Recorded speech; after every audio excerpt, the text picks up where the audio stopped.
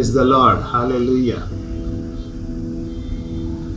आप सभी को प्रभु यीशु में शुभकामनाएं और आज का वचन आपके जीवन में कार्यरत हो जाए और आपका जीवन परिवर्तन हो जाए, ये मेरी प्रार्थना है। आज का मेरा शिक्षण है कि परमेश्वर लगातार आपको अब्राहम के आशीषों से भरपूर करने के मौके ढूंढ रहा है और प्रभु यीशु के चेले होने के नाते ये आपका हक है कि अब्राहम के सारे आशीष आप तक पहुँचे। इस संदर्भ में हम कुछ वचन पढ़ने वाले हैं, तो इन वचनों में हम लोग देखेंगे आज उत्पत्ति के 46 अध्याय में 2 और 3 वचन जब पढ़ेंगे तो हमें मालूम पड़ता है कुछ बातें।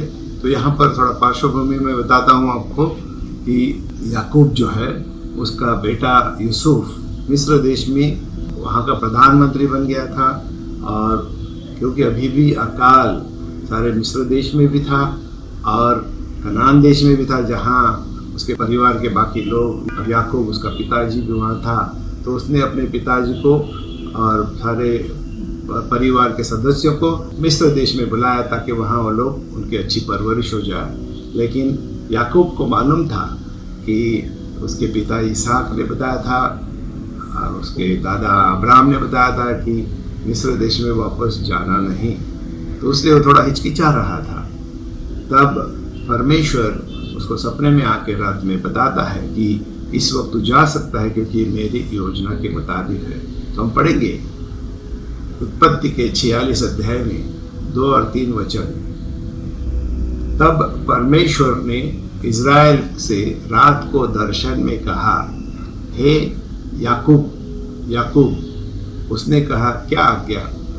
उसने कहा, मैं ईश्वर तेरे पिता का परमेश्वर हूँ। तू मिस्र में जाने से मत डर, क्योंकि मैं तुझसे वहाँ एक बड़ी जाति बनाऊंगा। ये प्रभु का वचन है। तो इसमें से हम लोग सीखेंगे कि परमेश्वर कैसे आपको और हमें आशीष, जो अब्राहम के आशीष है, उसके हम सब हकदार हैं, वो कैसे हम तक पहुंचाते हैं। इस वचन में हमने पढ़ा कि परमेश्वर याकूब को भरोसा दिलाता है कि जो अभी उसे मिस्र देश में जाना है वो परमेश्वर उसे बताता है कि मेरी इच्छा के अनुसार है, मेरी योजना के अनुसार है, तो बिना हटके वहाँ तो जरूर जाना। परमेश्वर इसी प्रकार से अपने मकसदों को इस पृथ्वी पर पूरा करने के लिए बहुत सारी उन्होंने योजना बनाई है, और आप और हमारे द्वारा, क्योंकि हम और आप प्रभु के चेले हैं, हमारे द्वारा पहले तो हमें आशीषित करेगा वो, और फिर हमारे द्वारा दुनिया के लोगों को आशीषित करेगा। तो परमेश्वर का हर एक जो कार्य है पुराने करार में जो हम पढ़ते हैं, वो सारा जो है मसीहा के साथ जुड़ा हुआ है। परमेश्वर का मसीहा उद्धार करता, सारी सृष्टि का उद्धार करता, परमेश्वर का पुत्र, पवित्र पुत्र जो इस पृथ्वी पर उसे भेजना था, क्योंकि मानव में से कोई भी इस लायक नहीं था कि वो अपने आप को अपने पाप से छुटकारा दे सके, परमेश्वर से जो उनका अलगाव हो गया था उसे फिर से मेल मिलाप कर सके, क्योंकि वो नामुमकिन था। तो परमेश्वर को अपने पुत्र प्रभु यीशु को भेजना पड़ा। मसीहा आने वाला है, ये वादा उन्होंने किया है। तो पुराने करार में जो भी बातें प्रभु ने लिखी है वो सारे हमारे उद्धारकर्ता मसीहा प्रभु यीशु मसीह के आने के बारे में लिखी गई है। और नए करार में जब हम और आप आज जी रहे हैं, तो यहाँ पर हमसे क्या अपेक्षा है कि प्रभु हमें बताता है कि उन आशीषों को जो मसीहा के द्वारा हमें और आपको प्रभु ने दिए हैं, उनको हम कैसे हमारे जीवन में लागू करें, कैसे हम उसे अपनाएं, और सारे बाकी मानव जाति को भी उनके उद्धार के लिए कैसे उनको इस्तेमाल करें। तो नया करार हमें वो मार्गदर्शन देता है।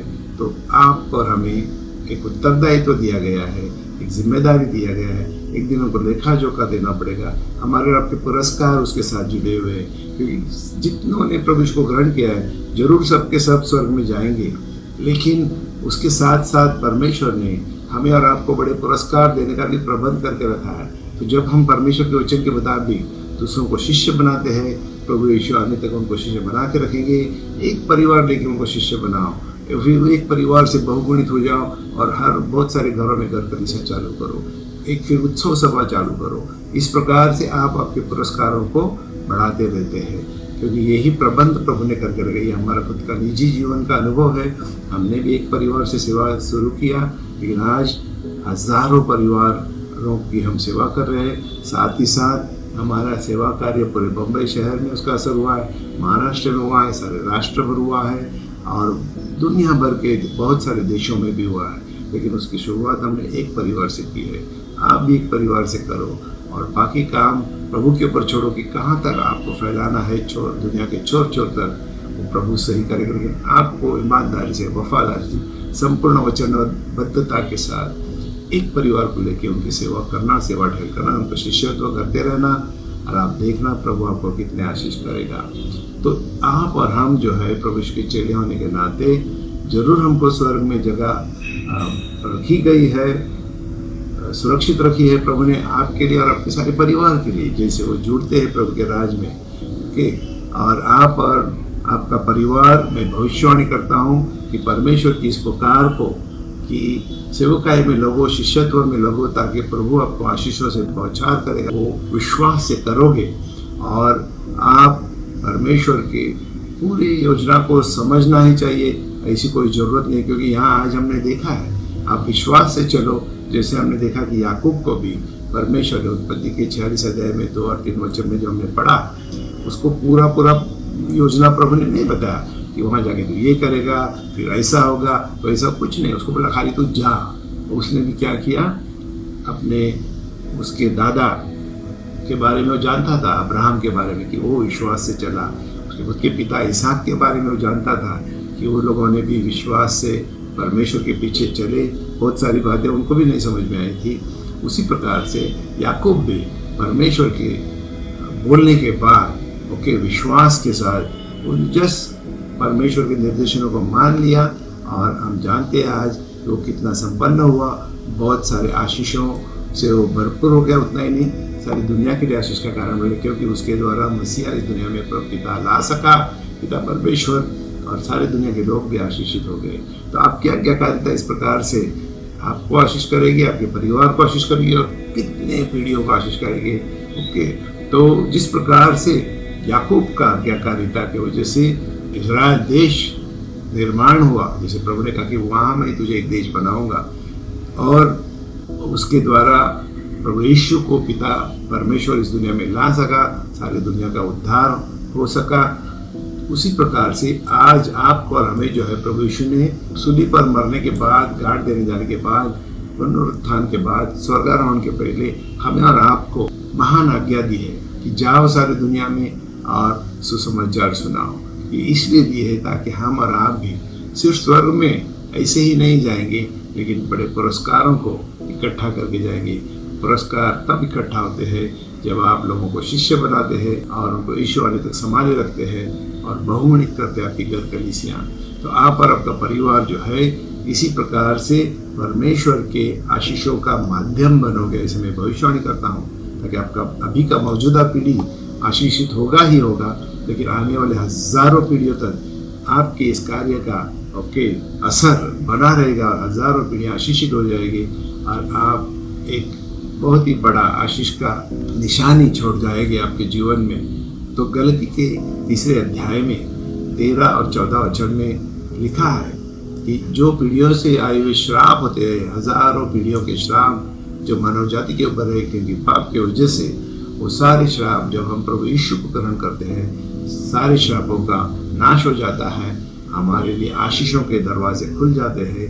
तो यहाँ लिखा है गलती के 3 अध्याय 13 और 14 वचन में, मसीह ने जो हमारे लिए श्रापित बना, हमें मोल लेकर व्यवस्था के श्राप से छुड़ाया, क्योंकि लिखा है कि जो कोई काठ पर लटकाया जाता है वह श्रापित है। यह इसलिए हुआ कि इब्राहिम की आशीष मसीह यीशु में अन्य जातियों तक पहुँचे और हम विश्वास के द्वारा उस आत्मा को प्राप्त करें जिसकी प्रतिज्ञा हुई है। तो आप और हम जो प्रभु यीशु को ग्रहण किया, हमारे परिवार ने यीशु के नाम पर विश्वास किया है, अभी हमको प्रभु यीशु ने नियम शास्त्र के श्रापों से पूरी रीति से आज़ादी दिया है। ओके, ये हमने पढ़ा अभी थोड़ी देर पहले। दूसरी बात हुई है कि प्रभु यीशु ने नियम शास्त्र के सारे नियम शास्त्रों की पूर्ति की है। उन्होंने ऐसा नहीं कि नियम शास्त्रों का जो हटा दिया है, उन्होंने नियम शास्त्र की पूर्ति की अपने जीवन के द्वारा। उसके बाद वो क्रूस पर लटकाया गया, क्रूस पर प्रभु यीशु ने अपना बलिदान दिया, तो उसकी वजह से प्रभु यीशु हमारे लिए श्रापित बना ताकि हम उस श्राप से छुटकारा मिले। और उतना ही नहीं, तो प्रभु यीशु के उस महान बलिदान, उसके बलिदान के द्वारा क्या हुआ कि अब्राहम के सारे आशीष अब गैर यहूदियों को, यानी हम और आप जो है सारे, और उन यहूदियों के लिए भी जिन्होंने यीशु को ग्रहण किया है, उनके लिए भी आप मुक्त हो गए हैं। उनको अभी मिलने का एक रास्ता या जरिया मिल गया, वो है प्रभु यीशु के द्वारा।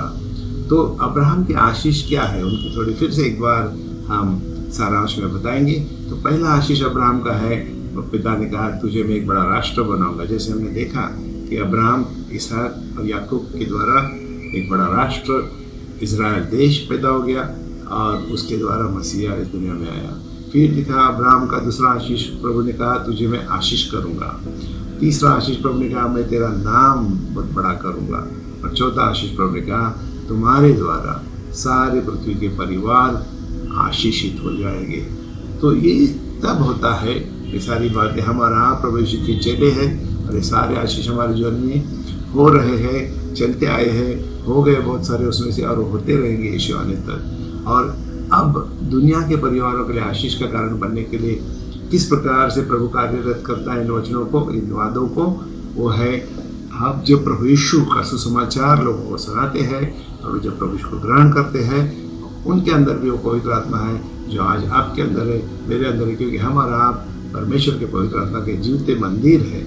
और पवित्र आत्मा ही है जो परमेश्वर के, ये अब्राहम के सारे आशीष और परमेश्वर की जितने भी वादे और प्रतिज्ञाएं बाइबल में लिखी गई है, उनको हमारे और आपके जीवन में पूरा करने का कार्य सिर्फ पवित्र आत्मा कर सकता है। जब तक पवित्र आत्मा हमारे अंदर नहीं आता है, तब तक मानव कुछ नहीं कर पाता।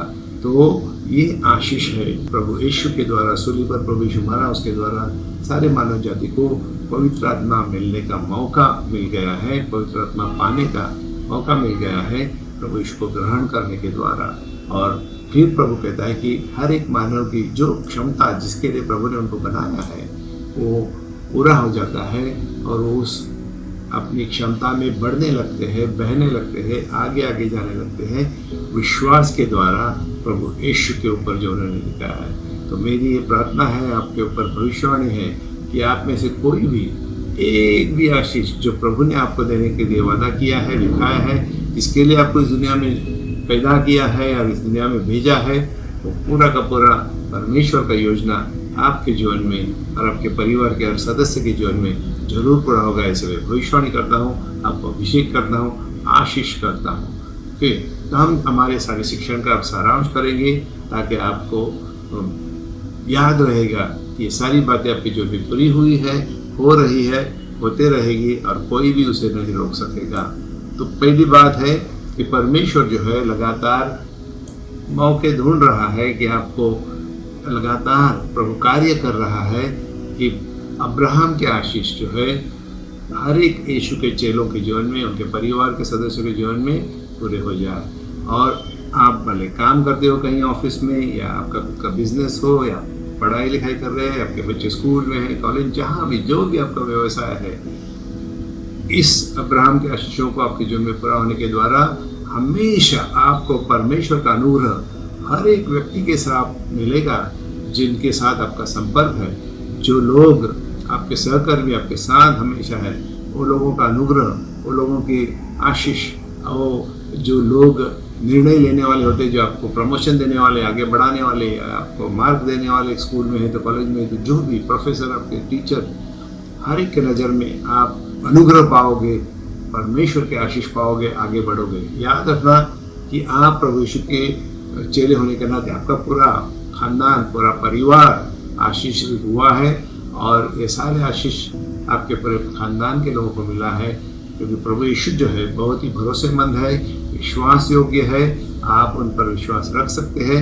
आपके पूरे खानदान के लिए हम पिता परमेश्वर को धन्यवाद देंगे, कहेंगे आपा पिता, हमें आप में इतना सुरक्षितता महसूस करता हूँ और आपने मुझे आज और मेरे परिवार को बहुत ही संपन्न किया है।